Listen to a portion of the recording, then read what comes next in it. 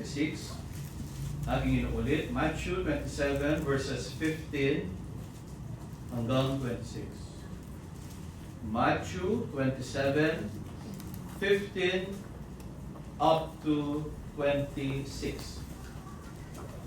And then, tayo po'y lilipat doon sa Deuteronomy chapter 32 verses 19 hanggang 20. Aking inuulit, Deuteronomy 32 verses 19 hanggang 20. So yung una is Matthew 27 at ang ikalawa, Deuteronomy 32. Ganito ang nasusulat sa wikang Tagalog sa King James Bible, verse 15. Sa kapistahan nga ay pinagkaugalian ng gobernador na pawalan sa karamihan ang isang bilanggo na sino man ang kanilang ibigin. At nooy sila'y may isang bilanggong bantog na tinatawag na Barabas. Nang sila'y magkatipon na, ay sinabi sa kanila ni Pilato, sino ang ibig ninyo sa inyo'y aking pawalan? Si Barabas o si Jesus na tinatawag na Kristo? Sapagkat natatalastas niya na dahil sa kapanaghilian ay ibinigay siya nila sa kanya. At samantalang nakaupo siya sa luklukan ng pagkahukom, ay nagsugo sa kanya ang kanyang asawa na nagsasabi, huwag kang makialam sa matuwid na taong iyan, sapagkat ngayong araw na ito'y naghirap ako ng maraming bagay sa panaginip dahil sa kanya. Inudyukan ng mga pangulong saserdote at mga matatanda ang mga karamihan na hingin nila si Barabas o Barabas at puksain si Jesus. Datapwat sumagot ang gobernador at sa kanila'y sinabi, alin sa dalawa ang ibig ninyo sa inyo'y aking pakawalan? At sinabi nila, si Barabas. Sinabi sa kanila ni Pilato, ano ang gagawin kay Jesus na tinatawag ni Kristo? Sinabi nilang lahat, mapako siya sa krus. At sinabi niya, bakit anong kasamaan ang kanyang ginawa? Datapwat sila'y lalong nangagsigawan na nagsasabi, mapako siya sa krus. Kaya't nang makita ni Pilato na wala siyang magawa, kundi bagkus pangang lumalala ang kaguluhan, siya'y kumuha ng tubig at nagpugas ng kanyang mga kamay. Sa harap ng karamihan sinasabi, wala akong kasalanan sa dugo nitong taong matuwid na tao, kayo ang bahala niyan. At sumagot ang buong bayan at nagsabi, mapasa amin ang kanyang dugo at sa aming mga anak. Last verse. Na magkagayoy pinawalan niya sa kanila si Barabas, ngunit si Jesus ay hinampas at ibinigay upang ipako sa krus. So, nice kung ulitin ang verse 19. At samantalang nakaupo siya sa luklukan ng pagkahukom, ay nagsugo sa kanya ang kanyang asawa na nagsasabi, huwag kang makialam sa matuwid na taong iyan, sapagkat ngayong araw na ito'y naghirap ako ng maraming bagay sa panaginip dahil sa kanya. Tayo po'y lilipat dito sa aklat ng Deuteronomy chapter 32. Deuteronomy chapter 32 verses 19 up to 20. Magsingkaw. Verse 19. At nakita ng Panginoon at kinayumutan sila dahil sa pagmumungkahi ng kanyang mga anak na lalaki at babae. At kanyang sinabi, aking ikukubli ang aking mukha sa kanila. Aking tinignan kung anong mangyayari sa kanilang wakas, sapagkat sila'y isang napakasamang lahi na mga anak na walang pagtatapat. Nice, ulitin ang verse 20. At kanyang sinabi, aking ikukubli ang aking mukha sa kanila. Aking titignan kung anong mangyayari sa kanilang wakas, sapagkat sila'y isang napakasamang lahi na mga anak na walang pagtatapat. At ang Diyos ang magpala sa pagkakabasa ng kanyang salita ngayong umarang ito. Tayo kung lahat ay magsiyuko at tayo ay manalangin. Dakilang Ama na nasa sa kalangitan, tunay, ikaw ay hindi nagbabago. Kayo po ang Diyos noon, ngayon, at sa magpawalang hanggan. Ang Diyos na mabuti, ang Diyos na makapangyarihan, na noon ang kanyang pangako ay nananatili hanggang ngayon sa lahat ng nagsisiibig sa Kanya sa katotohanan. Maraming salamat po aming dakilang Ama. Dumating na naman ang dakilang araw na iyong itinakda araw na iyong pinananabikan upang ang lahat ng iyong iniligtas at umiibig sa iyo haharap upang kayo po'y papurihan, parangalan at paglingkuran. Naririto, higit sa lahat ng ito, inihaharap po namin ang aming sarili bilang haing buhay sa iyong harapan. Dalangin po namin, aming Ama, makatagpo ka ng biyaya sa aming kalagitnaan. Makatagpo po kayo ng biyaya sa aming mga buhay bago namin tatanggapin ang Holy Communion ngayong umagang ito. Unang kakain ng aming mga kaluluwa, ipakikilala ng iyong salita kung gaano kahalaga na kami lahat ay maging tapat at huwag maging kanulo o taksil sa iyong harapan. Paano namin malalaman ang mga bagay nito? Ang iyong salita ang siyang magtuturo sa amin ngayong umagang ito. Kaya, patuloy mo po kami pangunahan, Banal na Espiritu, kayo po ang aming dakilang tagapagturo at pagkalooban ng unawa ang bawat kaluluwa, ang bawat puso na nakikinig na naririto sa itahanan at maging ang mga nanonood sa iba't ibang dako. Pagpalain mo po, Lord, ang buong maghapong ito sapagkat iyong papulit pasasalamat ngayon at sa magpawalang hanggan. Amen. Amen. Amen. Palakpakan natin ang Diyos ay dakilaan. Amen. Pakasama natin ang pagkakas.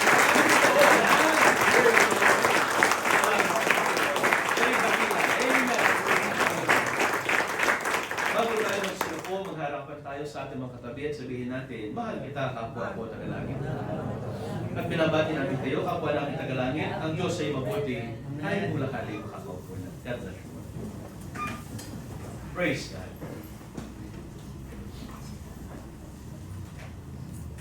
Ngayong umaga nito, nais magsalita sa paksang kanulo, which means pagtataksil, kanulo.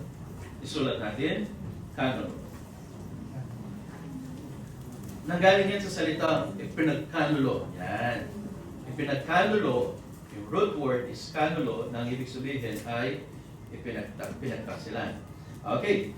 Kung atin na naisulat, simulan natin ang ating pag-aaral ngayong umaga nito. Today is Holy Communion. Napakahalaga ng communion sa harap ng ating Panginoon sapagkat ito ay hindi tradition, ito ay hindi request, ito ay isang commandment. Sabihin natin, commandment. Utos ito ng ating Panginoon. Sa ibang churches, every time na sila ay nagkakatipon, nagkakaroon ng pagsamba, ginagawa nila ang tinatawag na Holy Communion. Sometimes, and most of the churches na aking alam, yung mga worship leader or kung sino man ang gustong i-assign ng pastor, siyang namumuna sa communion. Kasi naging very ordinary sa kanila ang communion. Sa atin naman, from the very beginning, sa kasaysayan ng Christ the Center, noon pa man, 20 years ago or 25 years ago, ang communion sa Christ the Center, ginagawa natin ito once a month. And usually, ginagawa ito every first Sunday. Today, June 1, that is first Sunday. Kung ito'y papalo ng like 31 or ika-30 ng buwan, ginagawa na rin ng communion. Wala namang kasing batas na kailangan first Sunday ito. Basta't malapit na ito sa simula or katapusan ng buwan, maaari na tayo mag-communion. At una, ito'y ayon sa pasya ng ating mahal na Archpastor. Gaano kahalaga ang Holy Communion? Ang communion ay napakahalaga sa harap ng ating Panginoon. Alam ni Lord ang nature ng tao. Nature ng tao ang pagiging makalimutin. Ang mga masasamang bagay, hindi yan nakakalimutan kaagad. Matagal na, lumipas na, pero yung masamang ginawa niya, naaalala mo pa rin. But, yung mabuti, yan ang problema. Ginawan ka ng mabuti, pero lumilipas iyan, nakakalimutan iyan ng tao. May sinabi si Lord, dahil alam niya kahinaan nito ng tao, gawin niyo ito bilang pag-alaala sa akin. Ang sabi niya, kung tayo mamamasyal, ito ang aming binabanggit tuwing tayo nagko-communion. Dito sa 1 Corinthians 11, ako inyong samahan, mamasyal tayo, buksan natin ang salita ng Diyos. Dito sa 1 Korinto, Kapitulo 11, talatang 23 hanggang 25. Ito'y isang utos na pinag-uutos ng Panginoon na kailangang tuparin at bigyang pagpapahalaga ng bawat mananampalataya. Ang sabi niya dito sa 1 Corinthians chapter 11, verse 23. Tignan natin, verse 23. Sapagkat tinanggap ko sa Panginoon, ibinibigay ko naman sa inyo. Nang Panginoong Yesus ng gabing siya'y pagkanulo ay dumampot ng tinapay. 24. At nang siya'y makapagpasalamat ay kanyang pinagpuputol-putol at sinabi, ito ang aking katawan na pinagpuputol-putol. At anong sinabi ng Panginoon? Dahil sa inyo. Hindi naman literally na pinagpuputol-putol ang katawan ni Lord. Pero ang tinapay ang pinagpuputol-putol sa kanilang mga harapan. Pero ang sabi niya, ito ang aking katawan.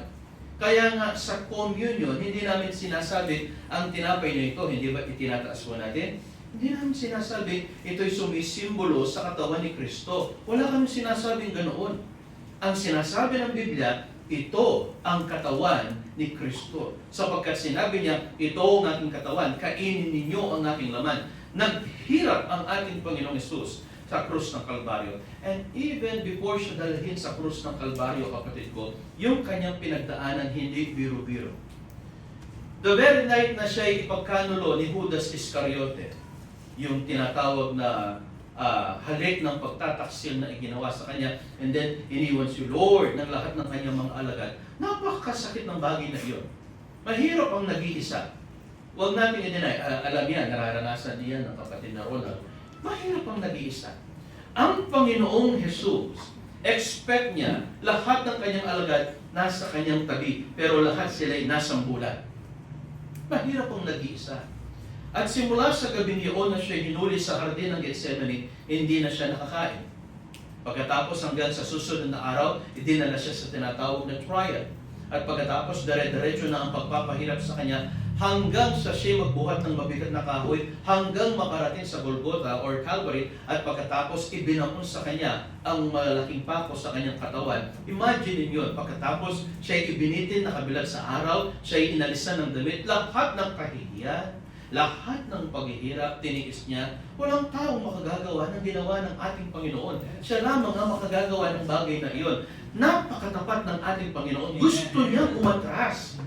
Gusto niyang umatras. Sinabi niya nang siya'y nananalangin, Ama, kung gusto mo, alisin mo sa akin ang sarong ito. Gayon may ang iyong kalooban ang siyang masunod. Gusto niyang umatras. Alam niya kanyang pagdaraanan.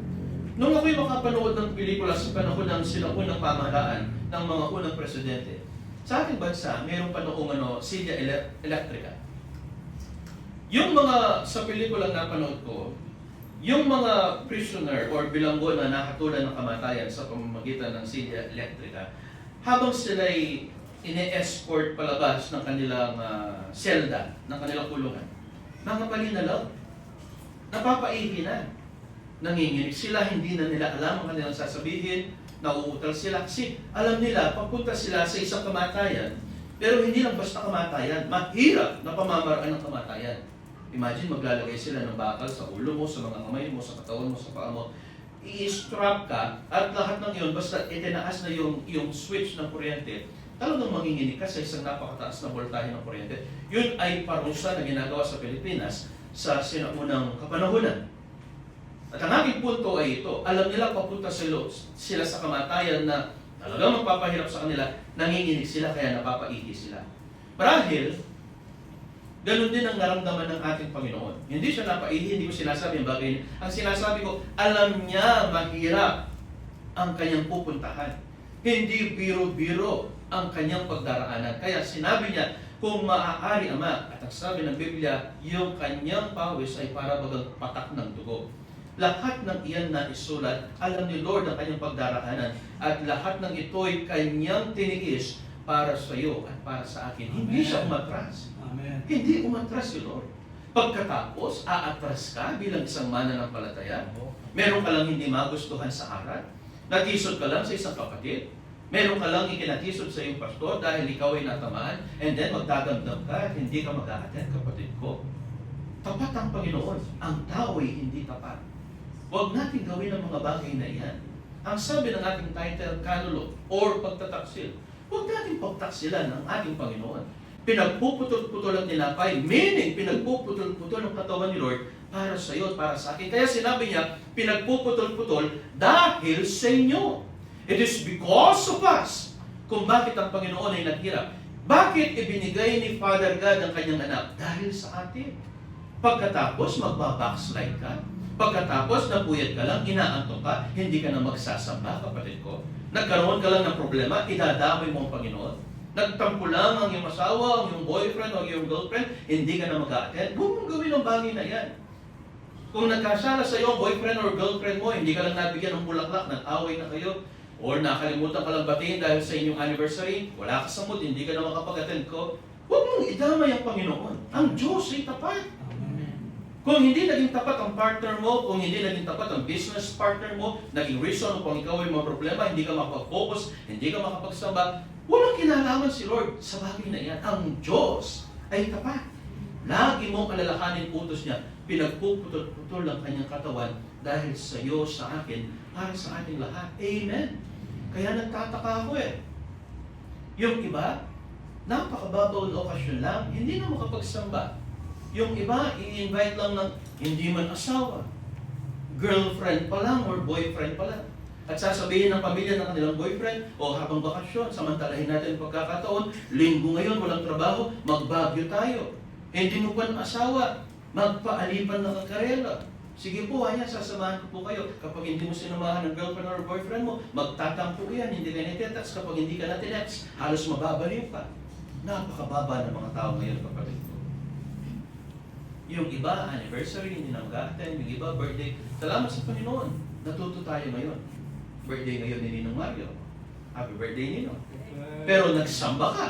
Nandito kayo ngayon. Kasi alam natin yung sacrifice ni Lord, hindi biro-biro. Nagbe-birthday tayo. Ang hininga, galing kay Lord. Ang buhay mo, ang espiritu mo, na ngayon ay kumikilos ka bilang isang kaluluwang buhay dito sa lupa, kaloob ng Panginoon.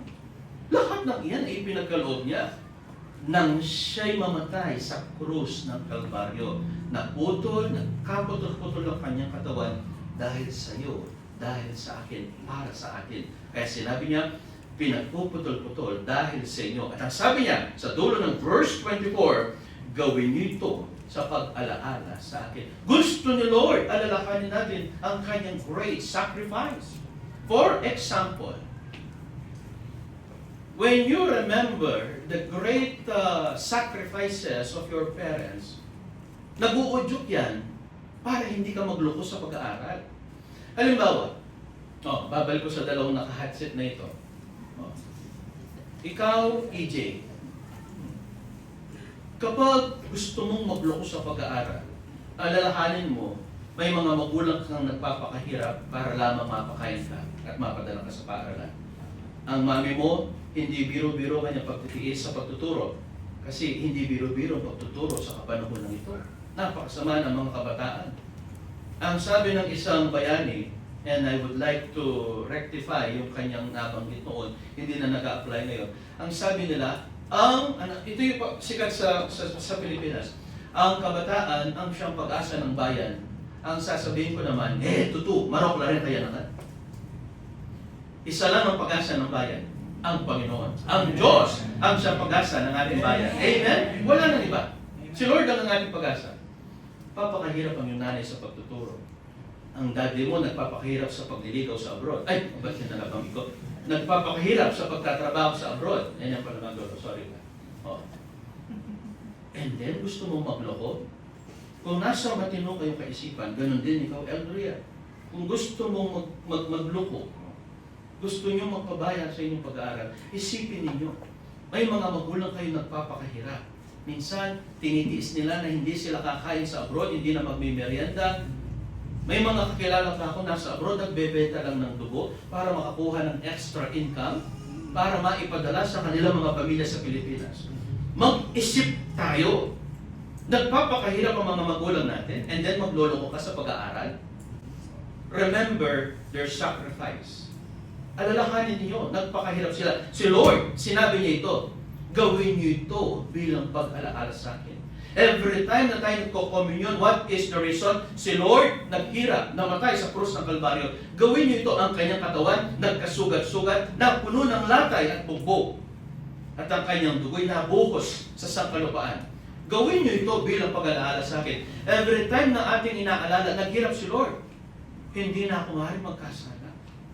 Every time na maaalala mo na si Lord, hindi biro-biro ang kanyang pinagdaanan, mahihiya kang aalis sa pananampalataya at magpapabaya. Lahat ng iyan nagtutulak sa iyo. Kaya sabi ni Lord, gawin niyo ito bilang pag-alaala sa akin. Amen. At ang sabi pa niya dito sa verse 25,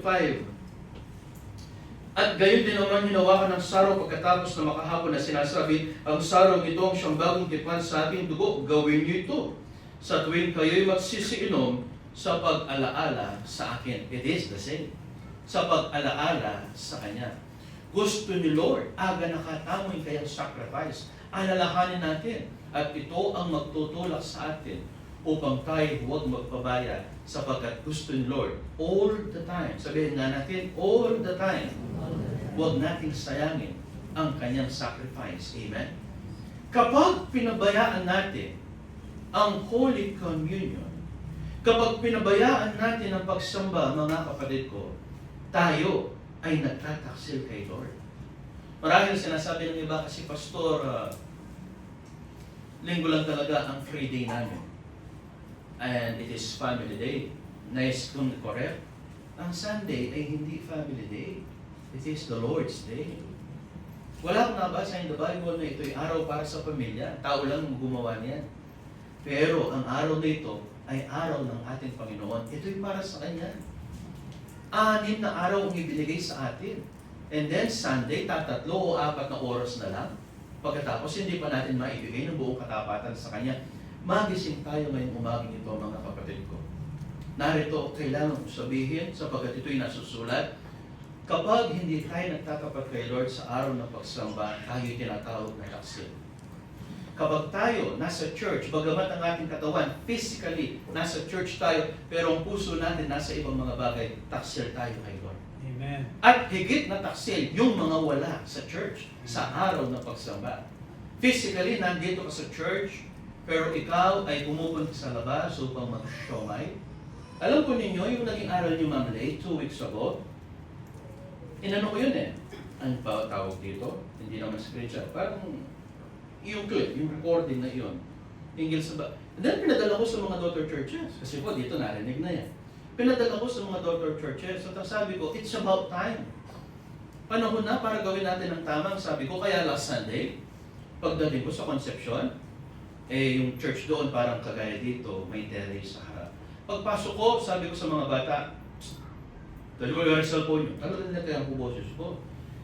Kasi alam nila, pag nakikita nila si pastor, lagi nakasmile eh. Pero tinakot ko sila. Sabi ko, ko yung cellphone nyo, lungog kayo. Magtas ko ang gamat ako. Kasi mandatory ngayon sa mga daughter churches, sa talang ko ginagawa din dito, na maging ang mga bata nasa loob ng templo, nagpupuri kay Lord. Sinabi ng Bible i-train mo ang isang bata at hanggang sa kanyang paglaki, dadalhin niya ang bagay dito. Sinasabi nila pang matanda, hindi. Ang mga bata pa lang iyan, kapatid ko, nagsisimula na iyan dapat sa mabuting pananampalataya. So, pwersahan sila. And then, dahil salamin yung nasa harap, tinitignan ko sila, hindi muna akong umalis kagad. Kapag may natinginan, may tumawa sa mga bata, sabi ko, ginagayan ko sila. Taas ng kamay. Pwersahan. Kasi kung hindi mo po pwersahin, hindi magigising sa tama eh. Kailangan, hanggang sa mga kuugalian nila, hanggang sa sila'y ma-in-love kay Lord. Yun kasi, kung hindi mo po pwersahin. Kaya ako hindi ako believe sa mga magulang na hindi namamalo eh. Kasi mabait na magulang. Hinahatid mo, sabi ng Bible, hinahatid mo ang anak mo sa kapahamakan. Yes. Sinabi ng Biblia, hinahatid mo ang kanyang kaluluwa sa impyerno kung hindi mo dinidisiplina at pinapalo ang iyong anak. Ngayon, hindi habang ako'y naroon, nang ako'y pumunta na sa bandang side ng church, may mga paparating na bata galing sa tindahan. At ang sabi ko sa kanila, munta ako kayo niya. Ika, nano ka ako, kaya makapambali ka. Sasamba ka? Opo, makapambali ka ako. Nakapambahay ka. So susunod, magbihis ka. Sabi ko, pumasok kayo sa church, itapon nyo lahat ng soft drinks nyo. Ikasaki ko pa kayong bato. Gayahin yung pastor nyo, hindi nang soft drinks. Pinatapon ko. Gusto ko silang manghinayang bilang parusa. Then, pagpasok nila sa church, yung mga naunang nakataas ng kamay, may bilang, may rakap-kari na. And then, hindi nila alam, nandoon ulit ako, bumalik ako. Ang kanya. Kasi kung hindi mo gagawin ang bagay na ito, mga bata iyan. Kailangan turuan. Pero most of us, matanda na tayo. Even the angels sa Hope chapter 1, silang lahat ay humaharap ng may kaayusan kay Lord. Inihaharap nila ang kanilang sarili, sabi ng Kapitulo 1. Ganun din tayo. Nandito tayo ngayon sa church, inihaharap natin ang ating mga sarili. Mas lamang pa ba ang mga anak ni Satanas kaysa sa mga anak ng kaliwanagan at katotohanan? Gumising tayo, kapatid ko, nakakaya sa Panginoon. Sapagkat kung hindi natin naalisin ang mga bagay na yan, tayo taksil sa ating Panginoon. Ipagkakanulo natin siya. Sinabi niya, gawin ito bilang pag-alaala sa akin.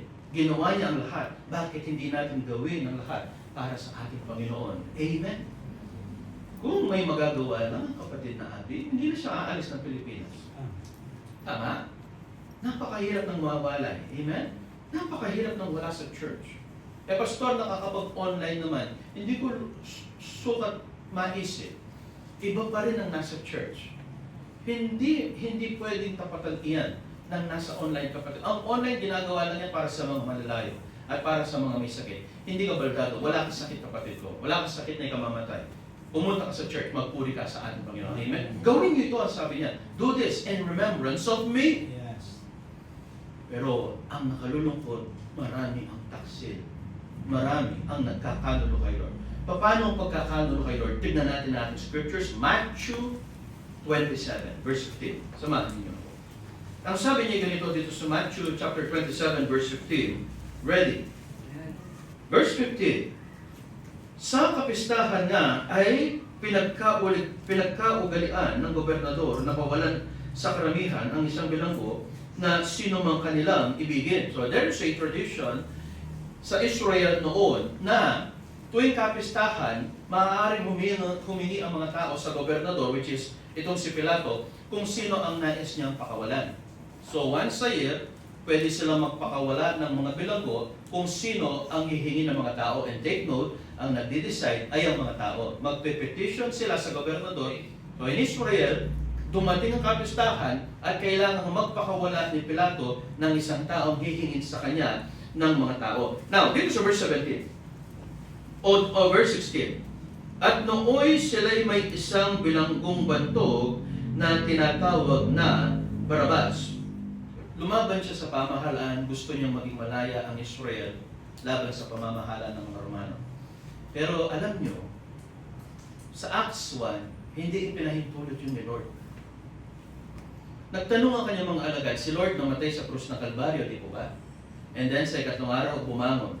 And then nanatili pa siya ng 40 days dito sa lupa.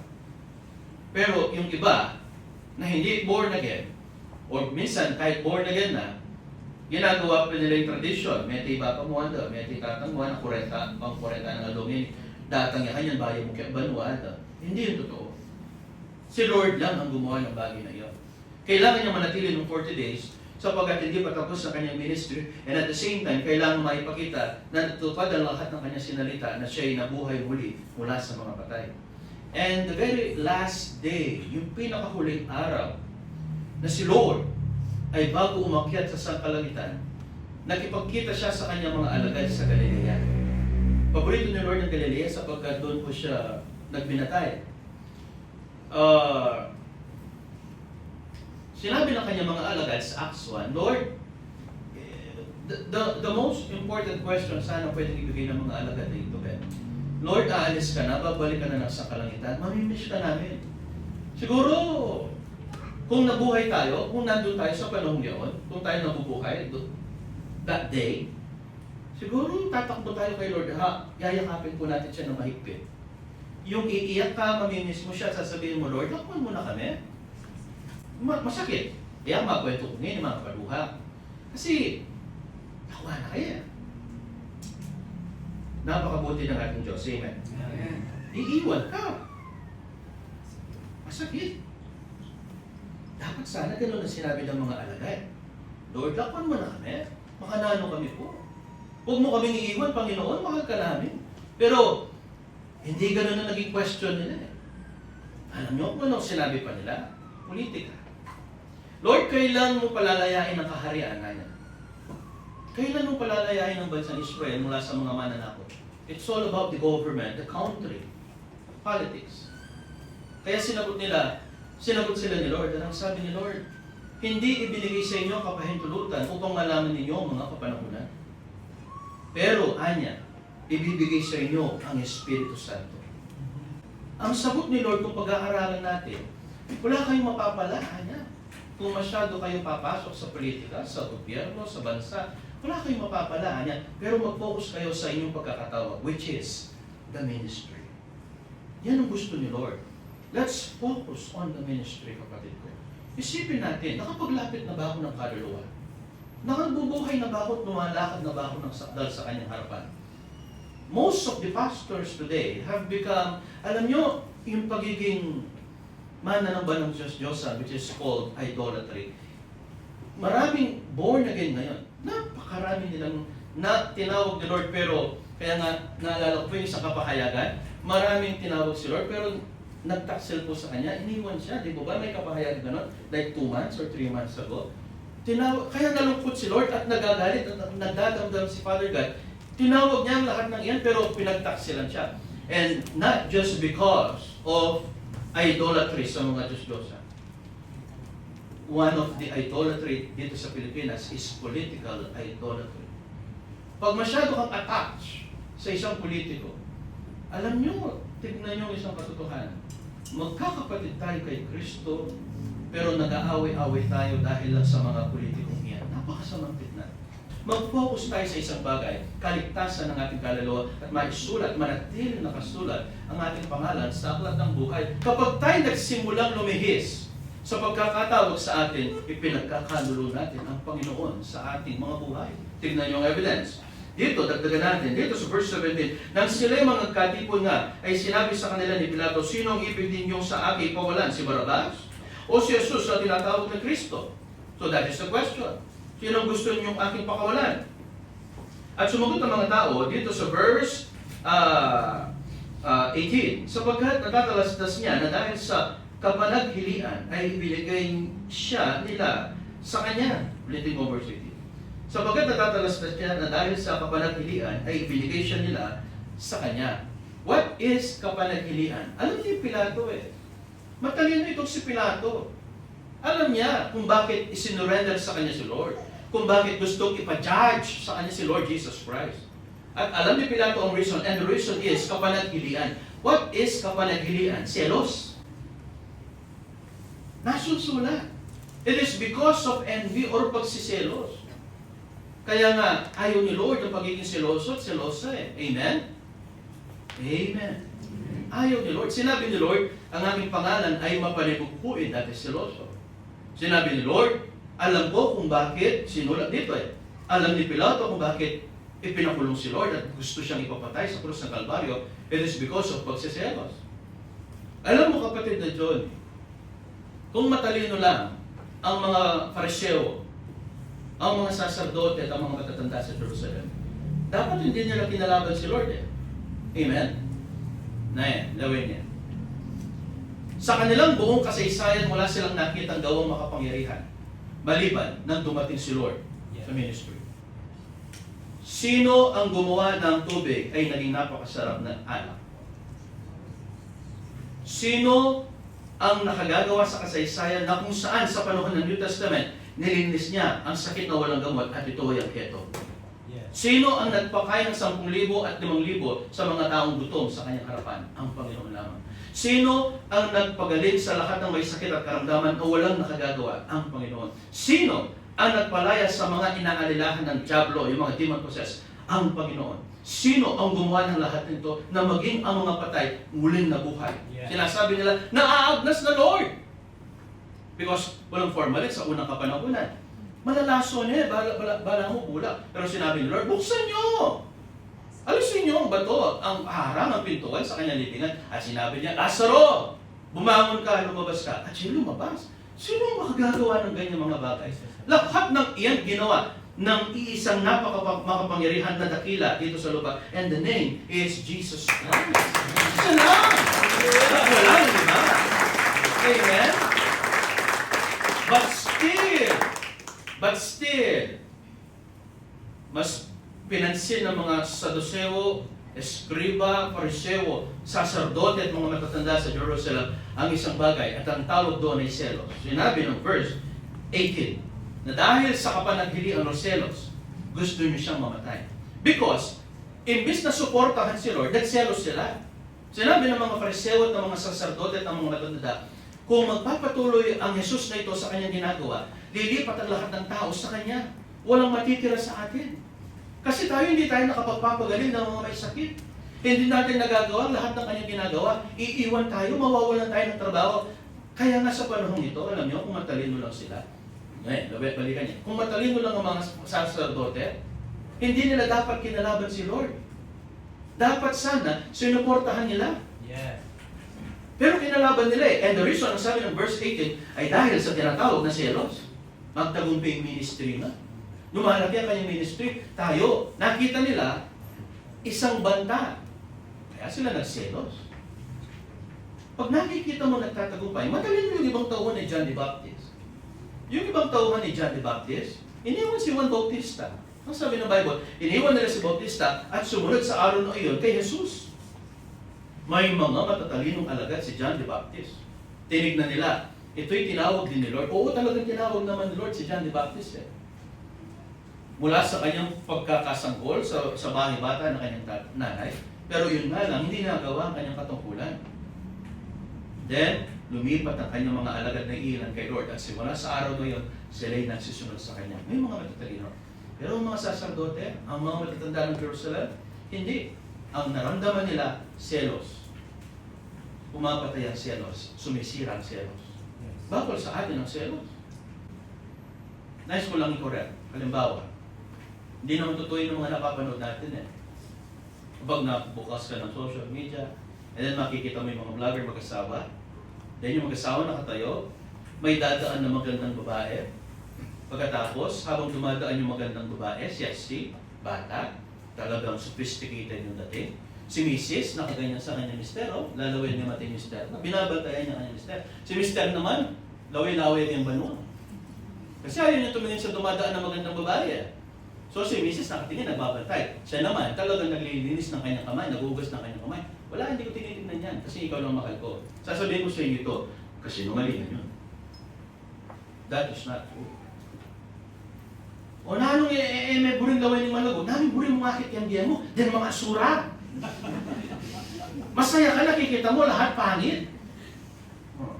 Ipokrito tayo. Kasi ganito lang yan, mga misis, huwag kayong siloso.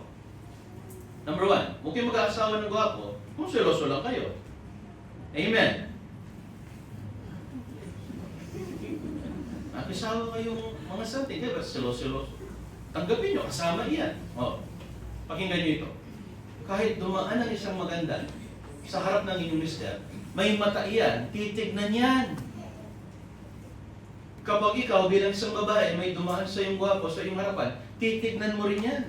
Mag-a-appreciate ka yan. Sasabihin mo, kasal din na araw, nasawa ko, may isang bola yan. Pero mag-a-appreciate ka.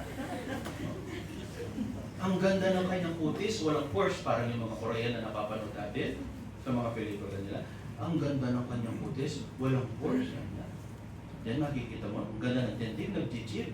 Walang kabilbil-bil ang lalaki ito. Ang sasabihin ng babae, yung asawa ko, butad yan. Marami yan, limuman yung limang banungan. Ang ganun ba?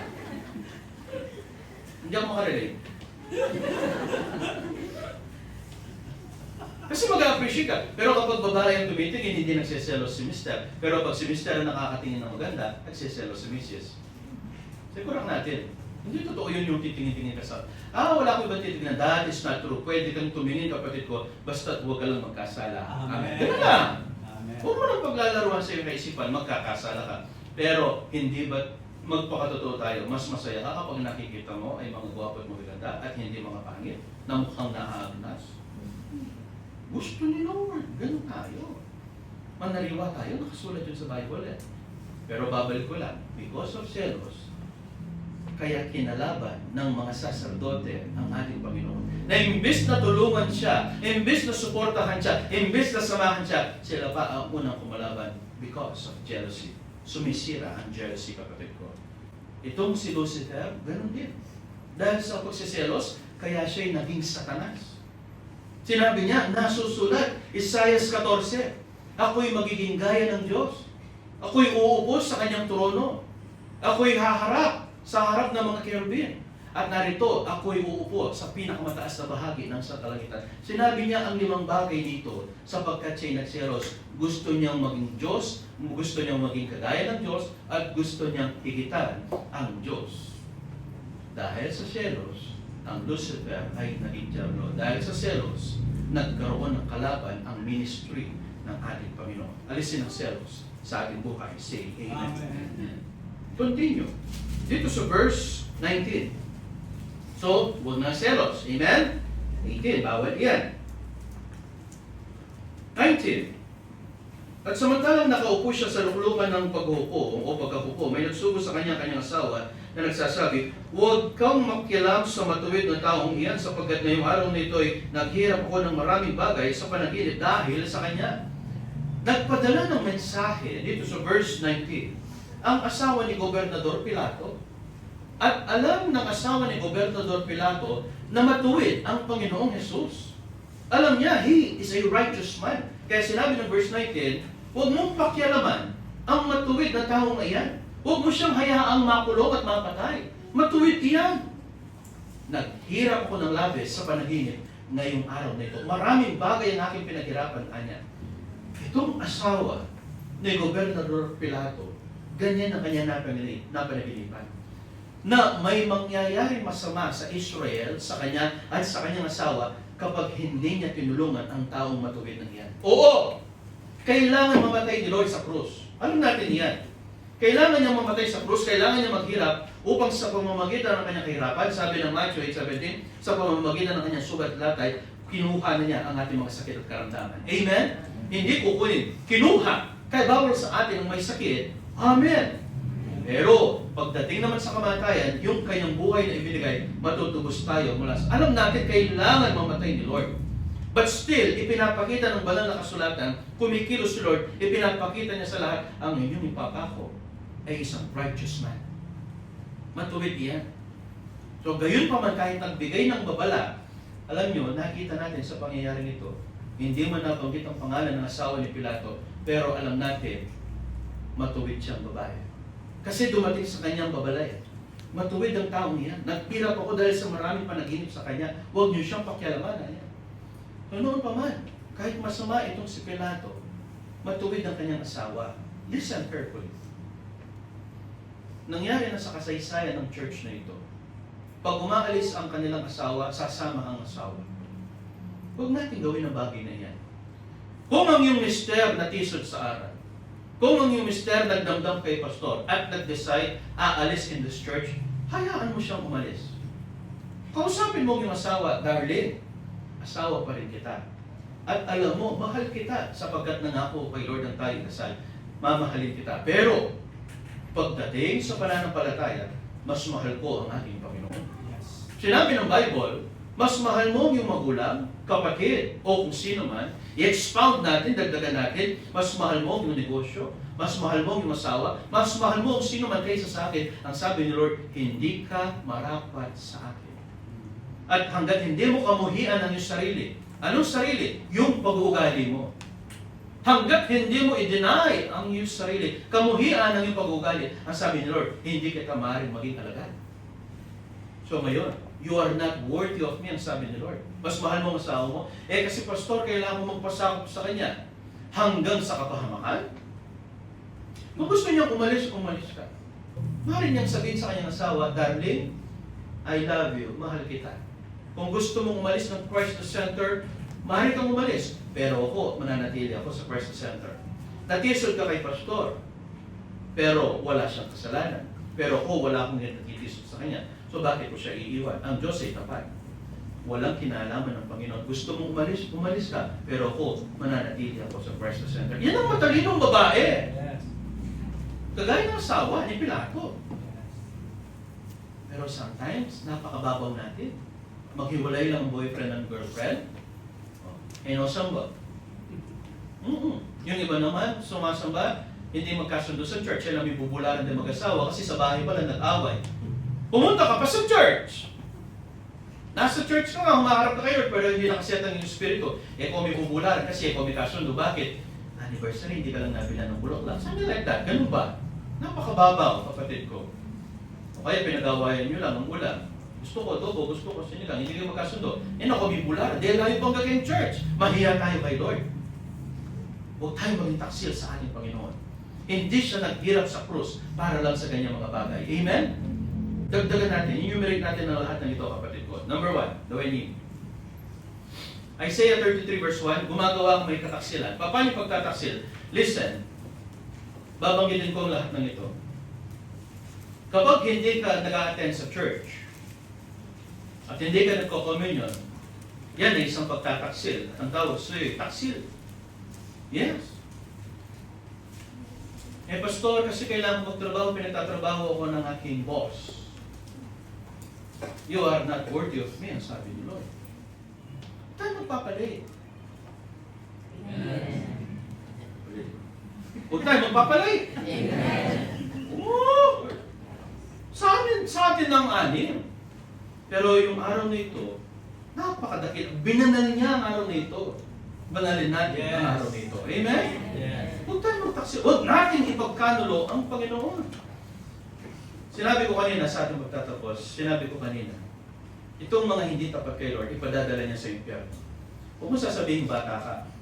Huwag mo sasabihin nagkakaloob ka. When you are not faithful to the Lord, something bad will happen to you. Scriptures, Deuteronomy 32, dito tayo magtatapos. Ang sabi niya dito sa Deuteronomy 32, talatang 18, magsingkaw. Amen. Verse 18, sa batong nanganak sa iyo, nagwalang bahala ka. Sinong nanganak sa atin? The Lord Jesus Christ. Siya ang bato na dakila. The Lord Jesus Christ, nang tinanggap natin siya sa ating buhay, na born again tayo. Born again. Ipinanganak. Kaya ang sabi niya dito sa verse 18, sa batong nanganak sa iyo, nagwalang bahala ka. Kapag pinabayaan mo si Lord, may mangyayari sa iyo. Ano yun? Continue. At iyong kinalimutan ng Diyos na lumalang sa iyo. Diba yan ang problema ng mga konting yumayaman pa lang? Hindi pa totoong mayaman, pinagpala pa lang. Pero nag-iiba na ang ugali. Nagpapabaya na. Hindi po pwede yan. 19. At nakita ng Panginoon at kinayamutan sila. What is kinayamutan in Kapampangan? Meron kami. Kasnukan. Mesora. Halimbawa, alam ko yun, some of you nararanasan nyo ito. Kapag ang boss mo sa kumpanya, pangit ang ugali, pinag-iinitan ka, nayayaman ka sa kanya, ayaw mo makita. Totoo yan. May mga tao sa ating buhay na ayaw nating nakikita. Kapag nakikita mo, naiinis ka sapagkat masama sila. Pero sinabi ni Lord, at kinayamutan sila ng Diyos. Alam natin, si Lord ay pag-ibig. Amen. Malugod yung Ginoo. Pero ang Diyos ay matinding magalit.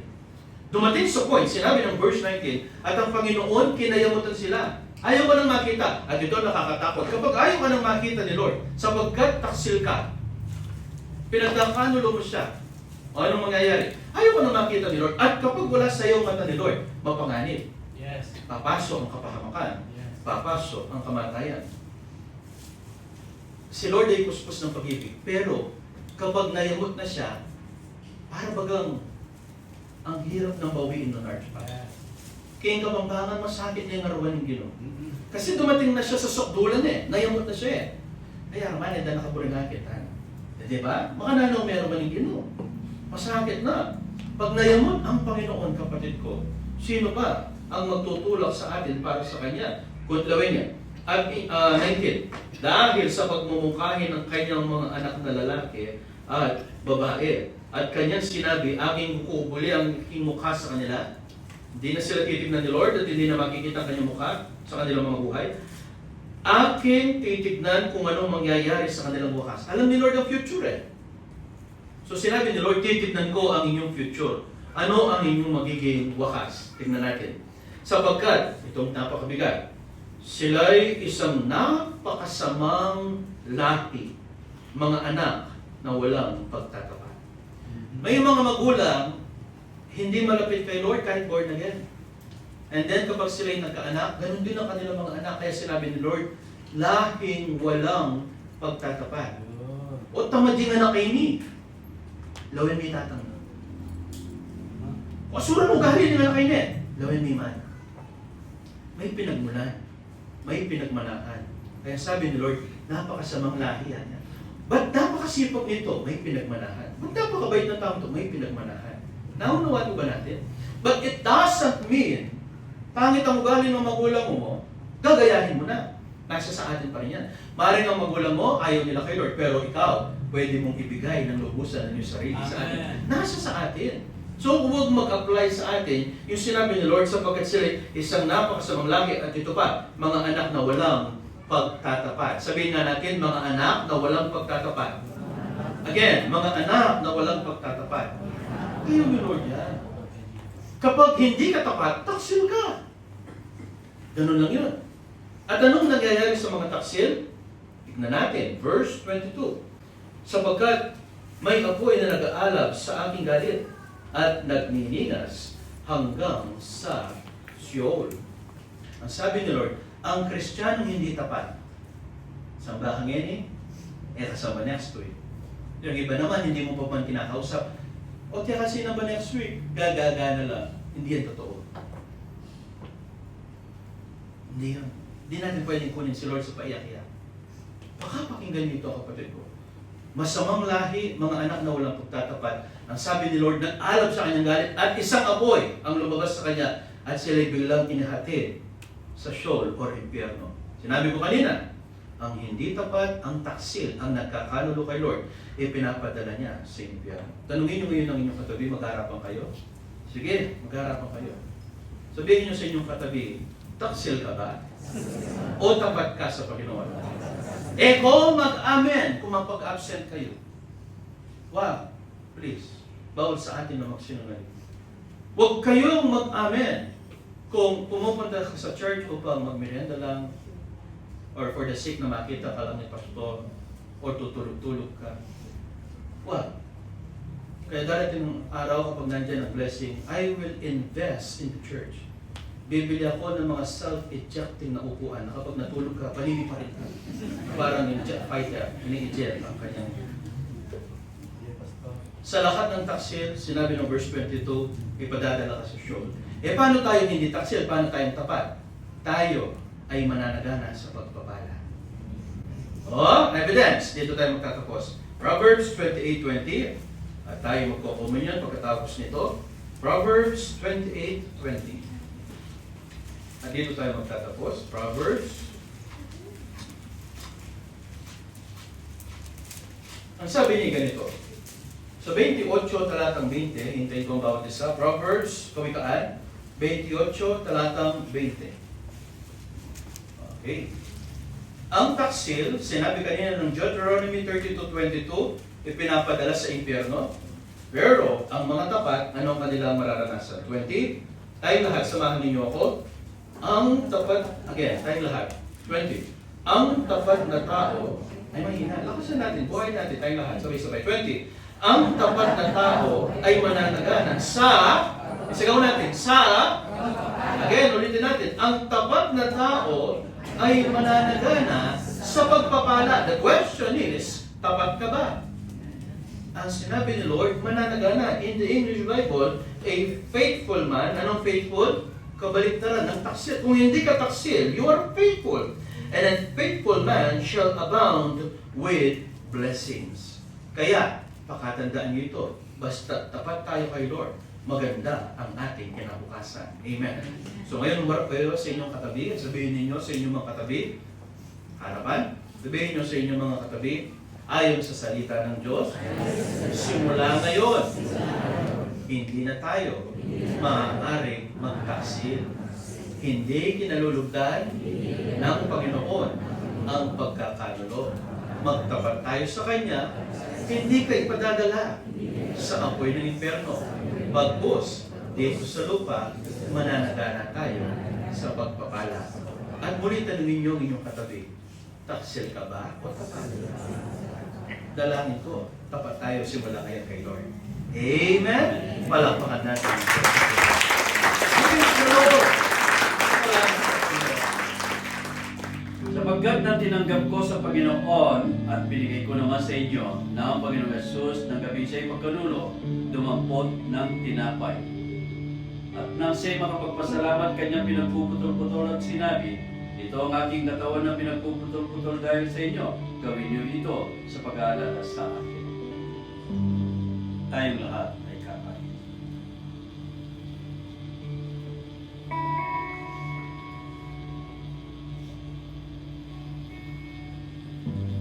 Gayon din naman hinawakan ng saro, pagkatapos ng paghapon na sinabi, ang sarong ito ang siyang bagong tipan ng aking dugo. Gawin ninyo ito sa tuwing kayo magsisiinom sa pag-aalala sa akin.